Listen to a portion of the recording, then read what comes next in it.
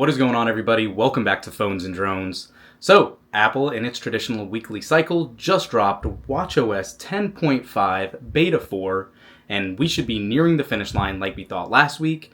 With this build, we're assuming maybe one more beta. It could possibly jump right to the RC next week, but we'll take a look at that in a second. Spoiler alert, and skipping right through all the pleasantries, we've talked about this to no extent. watchOS 10.5 is a very minimal update, if you even want to call it that. It is not really feature-rich by any means.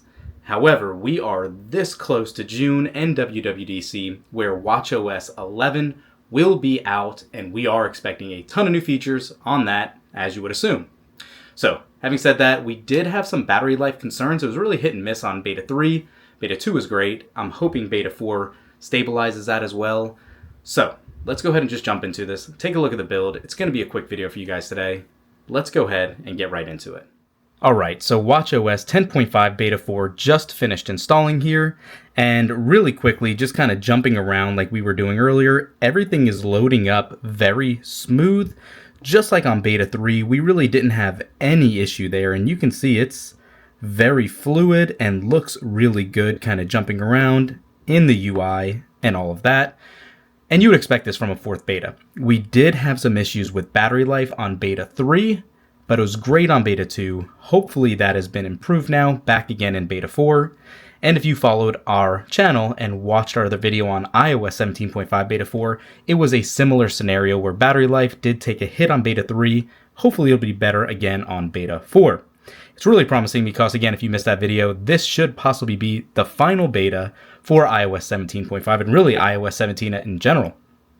So going into general about and actually looking at the build number here, you can see, sure enough, this has an A build for 21T5571A, which sure enough means this is the last beta, barring any crazy setbacks.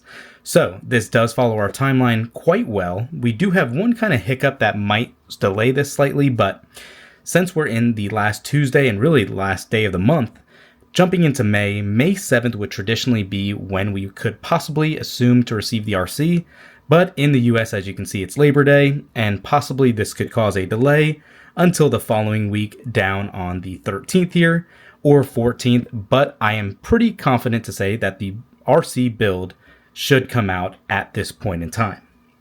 Just so you guys know as well, this beta for Beta 4 did come in at about 324 megabytes. And again, this is on our Apple Watch Ultra 2. And again, since that is an A build, this should be it. I've said this numerous times on other videos as well. iOS and watchOS 10.5 and 17.5 respectively, they've left a lot to be desired. But since we are so close now to getting in to iOS 18 and watchOS 11, that's where all the changes will come from, and that should be coming very soon. I do want to bring up one other thing here, and that is the feedback app, and that has for once actually been updated. Not too many release notes here, but you can see it does say it resolved an issue from StoreKit, actually two from StoreKit. It said fixed an issue where the terms of service button on subscription store view would cause a crash, and resolved an issue causing external purchase link to not open the external purchase URL. So, not too exciting there. Again, nothing crazy or, really unsuspecting at this point in time. But just to jump back into this, and again, I'll use the phone just for it to be easier to look at. Under gestures again, double tap like we like to check out. Nada here, still very limited. iOS 18 can't come soon enough, and hopefully will bring us some new features. But again, I'm not going to sit here and dive into the menu and go into everything that is going on here. I will call out one thing though, since it is so minimal as an update was in general.